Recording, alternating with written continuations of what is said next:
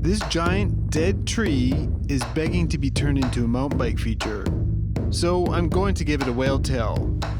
But the jump I built after is causing us problems. I feel like I'm about to lose my patience. This open field is a blank canvas. A large plain in which one could cut a trail in any direction. Let's give it another go. And yet, I've targeted the few trees that do exist. Why is that? Well, it adds interest. Turning a fallen tree into a jump is just cool. Zooming past standing trees and stumps provides a sense of speed. Yes. The key is to use the terrain to your advantage. Oh, it works. Which is why I've cut the trail directly to this log. If you look at the profile, it has a beautiful curve in it. And you know what else has curves? Jumps. The plan is to build a bridge onto the log, allowing you to jump off the end. The only problem? The log isn't quite aligned to the trail. But we can fix that.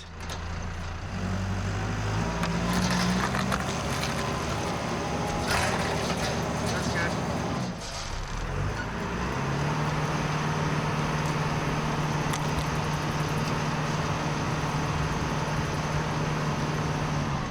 Wow.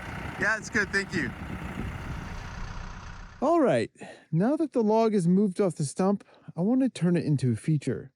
So as you come down the trail, I want a bridge going up onto the log. You'll ride across the top of the log and you'll drop off the end. But there's a lot of work to do to get to that point.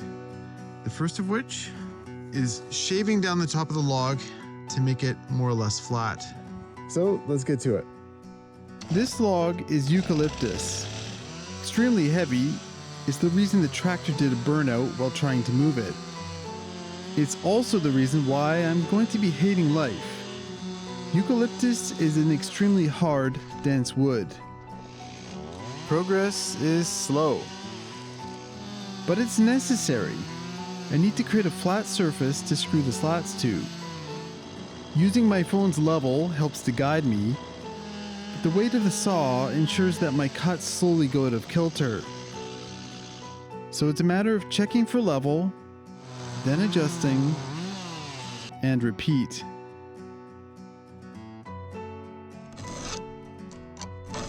And soon the chain is dull and the tank empty. It's not a lot of fun, but with the tools I have, it's the only way to make progress. But finally, the end of the log arrives, which becomes a lip.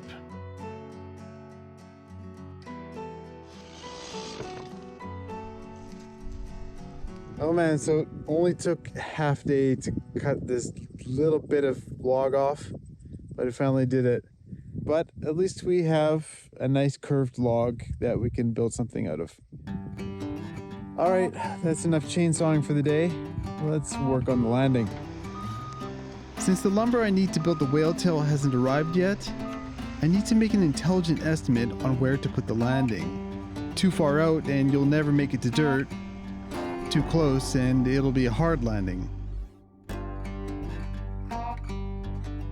It also needs to be at the correct angle, slightly steeper than the hill it descends. And the placement of this left-handed berm is also crucial, because it leads into what is going to be the biggest feature on the trail.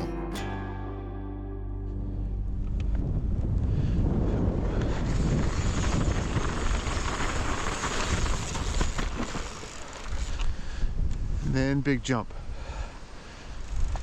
I just want to see that this corner is not too intense before you hit a massive jump. You know, you just gotta make sure before you put all the effort in that it's not gonna be too ridiculous. My trail isn't the only trail on the property. There's a neighboring trail called Big G, which is filled with large, intimidating jumps. The idea is to make this last jump an introduction to the bigger jumps on Big G. But if I've learned anything on this build, is to space features out. A big jump directly after a corner will increase its difficulty. So I'm trying to get a sense on if it's going to be okay. It was pretty chill, actually.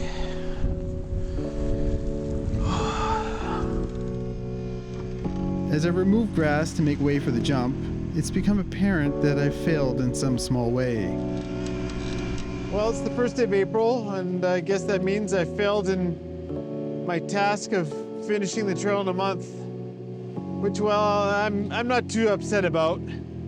To be honest, it was a massive task, and I didn't take a single day off during the whole month of March. I worked at least 8 hours a day, every day. But I'm working on the very last jump right now and getting pretty close. But yeah, it's gonna be bittersweet. Once I finish this trail, I'm never gonna be able to really ride it again unless I come back to Tasmania. Anyhow, I'll get back to scraping this grass off.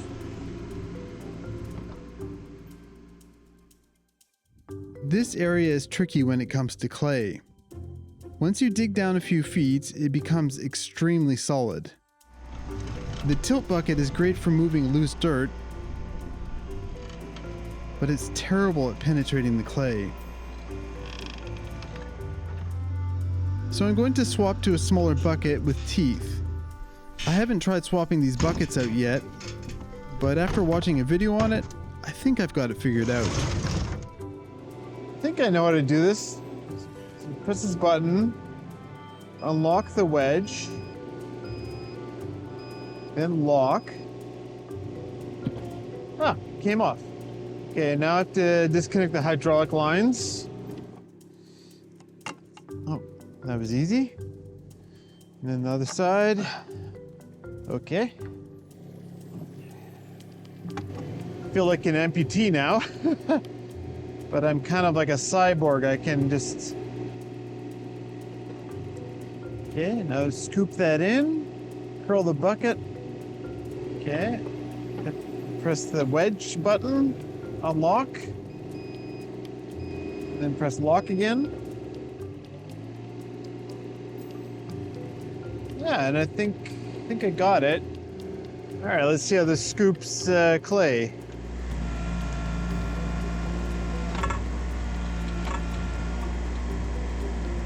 It's a little better, but this clay stuff is so dense. Guess I'll pick away at this for a while because the bucket's tiny too. Oh my God, it's tiny. The smaller bucket definitely cuts into the clay much better, but the amount of material you can move is greatly reduced. And with me deciding to build this giant jump on a downhill slope, it's going to take some time to move all that dirt.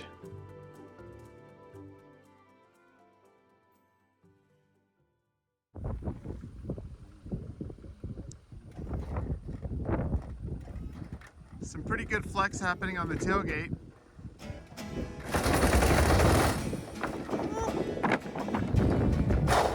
Just what we've been waiting for. We can finally get to work on the whale tail. And Simon is here again to help frame it out.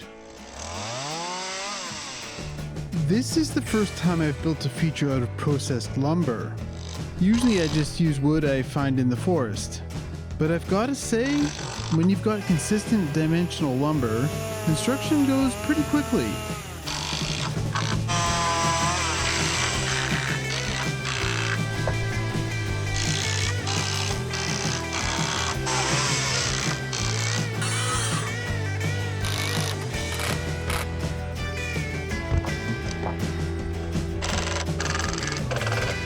The framing for the entrance complete, the exit is up next.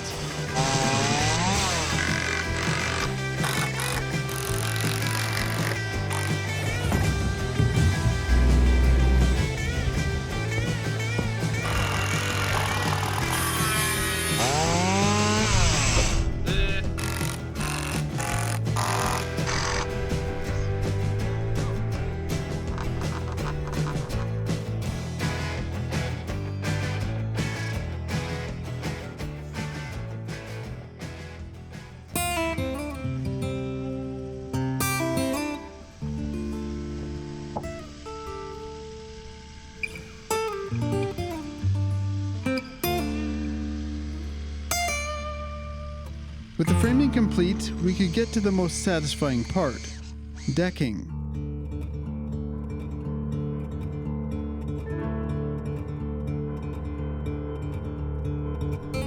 I'm sad to cut off this beautiful section, but in the name of safety, I've got to do it.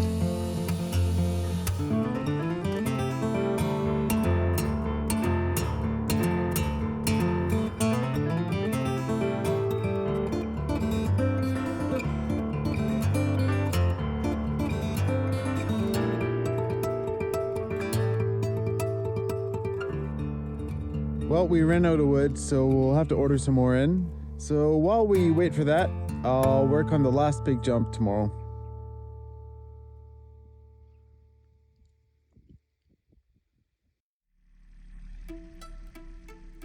With the final jump needing more dirt and the berm needing to be deeper, digging drainage for the berm and bringing that dirt to the jump will solve both problems. With what I assume is enough dirt stacked up, it's time to start shaping. I've got to get that tilt bucket back on the machine. My preferred setup now in play, I can get to shaping.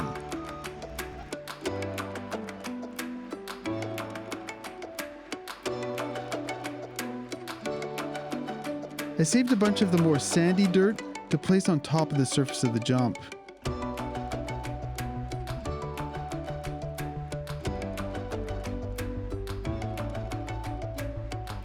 The next day, the transition from berm to lip gets some love. Cleaning that drainage I dug earlier makes the berm even bigger. And of course, a bit of manual labor helps smooth things out even more.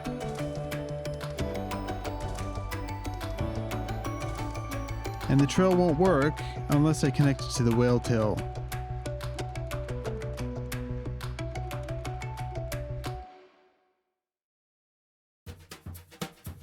Well, I got a delivery of wood, but it's not quite the same wood as it was before, and I'm not even sure if there's enough of it. But we'll make do with what we got and try and finish the feature. Turning that wood into the exit ramp immediately makes the feature look complete. But there's still plenty of small tasks to complete, like trimming the excess from the entrance. Adding cross bracing is important as well. But the most important is reinforcing the planks that run across the log. Only secured at the center, they have plenty of overhang, which is dangerous should the fasteners fail. By screwing a 2x4 just below, each plank is connected to the next, removing any chance of a board pulling off. It's not the most beautiful solution, but it should be quite resilient. Doing the same thing at the center of the entrance and exit will take the flex out of each plank. A final cleanup of the site improves the look. And of course, we've got to fill in the holes that the tractor made when it did its burnout. And with that, the whale tail is complete. It even has an eye and a flipper.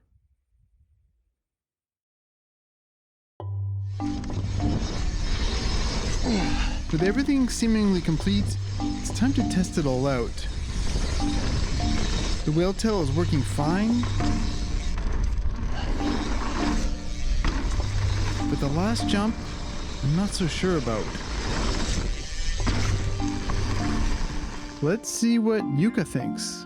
You should just wear it all the time on the trails. Oi. Having been away on a hike, it's her first time seeing a lot of this stuff. That's a big feature.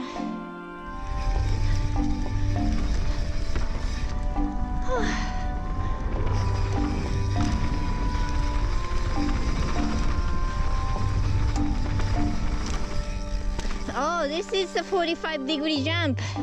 Yeah. Huh. Yeah, it is steep. Yeah, this one's quite surprising. Yeah. I don't know. Maybe you just need to comment and then that's fine. We're both not sure about it. It should be big, but also safe. And we're not getting that vibe right now. But like Yuka says, maybe we just need to commit. All right, try this.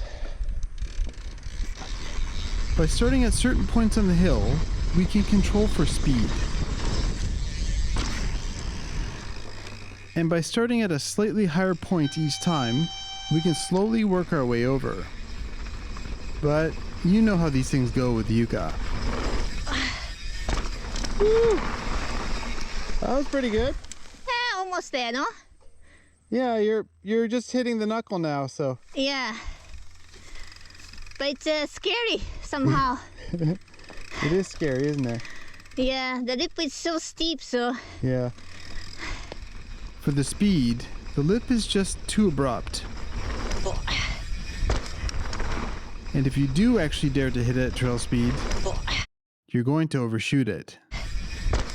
Luckily, the solution is simple. So I don't know, like, chop it off from here, maybe? About right. By removing the top of the lip, it becomes less vertical, less abrupt. Then, by moving that dirt to the knuckle, the jump becomes more stepped up, hopefully solving the overshoot problem. Still not really knowing how it's going to work, Yuka and I are cautious and use the same technique from the day before.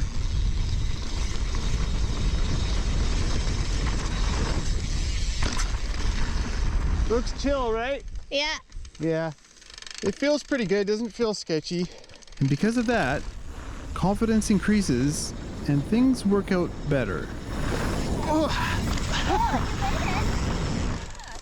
That was the best one yet by a fair way, man. Good. Tiny little tag at the top. Yuka has seen it's possible and now wants the same.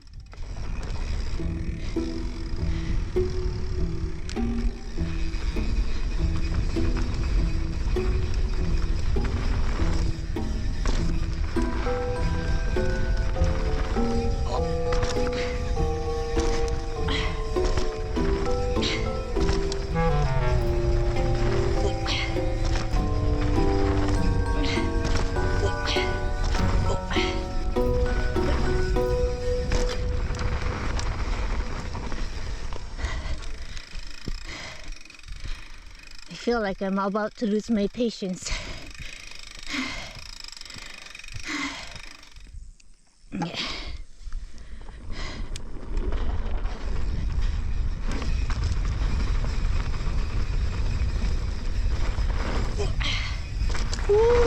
Yeah, I think that was clear. Finally. Finally, how many times have we tried? Oh, I think it's about right, isn't it? The jump.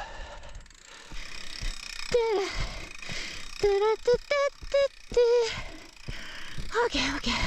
You're singing, honey. Huh? You're singing. Yes, it's fun. But it wasn't just a brute force attack. Her solution was to open up the corner a little bit, setting her up a little better for the jump.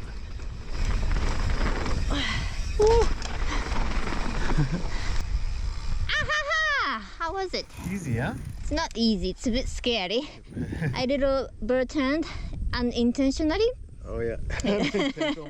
Yes.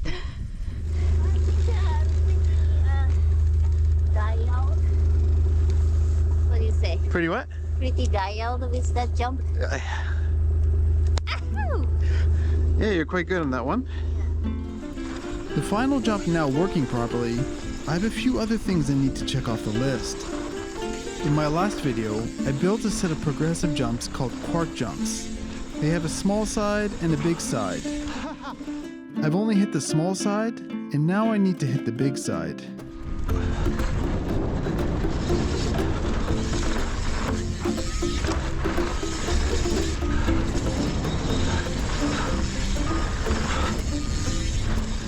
Yeah, I think I went pretty middle on this one. Or maybe even further than the middle. Oh yeah, so I've gone past halfway. That must have been your last one, I think. Yeah, okay. I'll try go another foot over.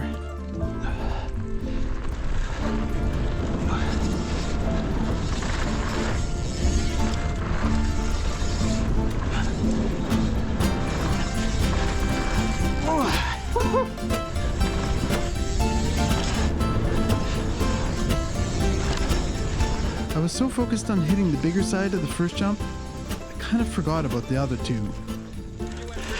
Yeah, I felt maybe I got a little nervous on it, but I made it over.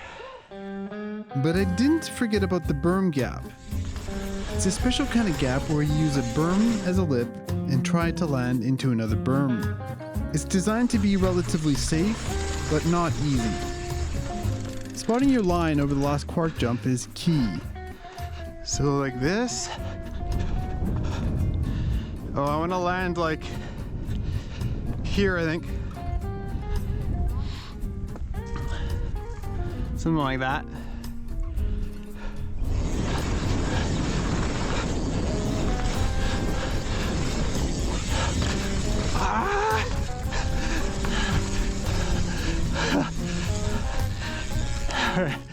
I chicken out a bit, but Just send it. just send it, huh? Yes. A little bit scary, but I'm getting more comfy, so Good. yeah.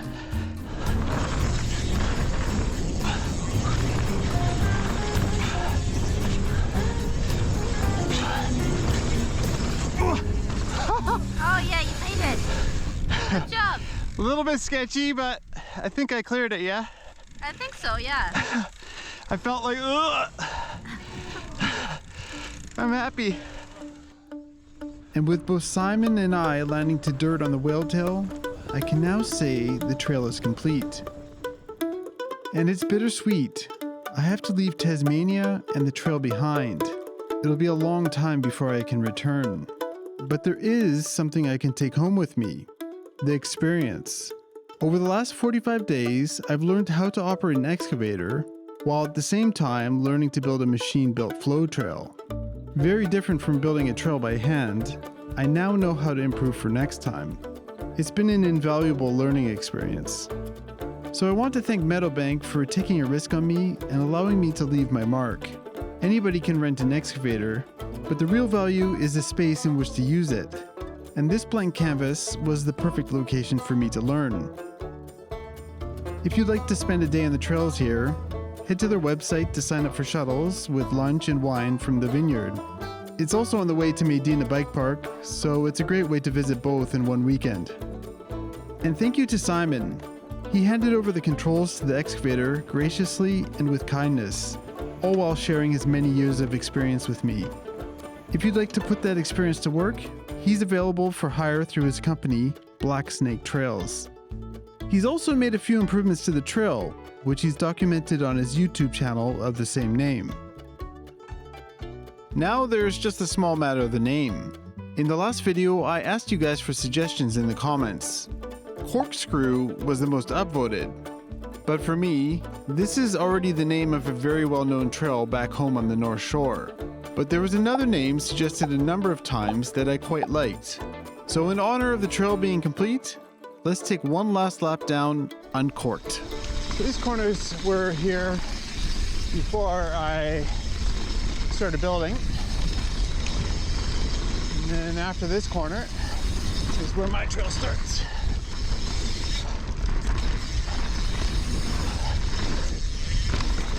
Tree jump. Yoo-hoo.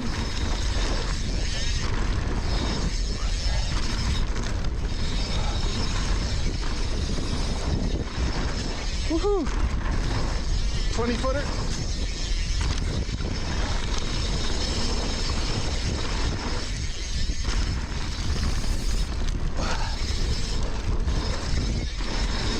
Woohoo! Yeah.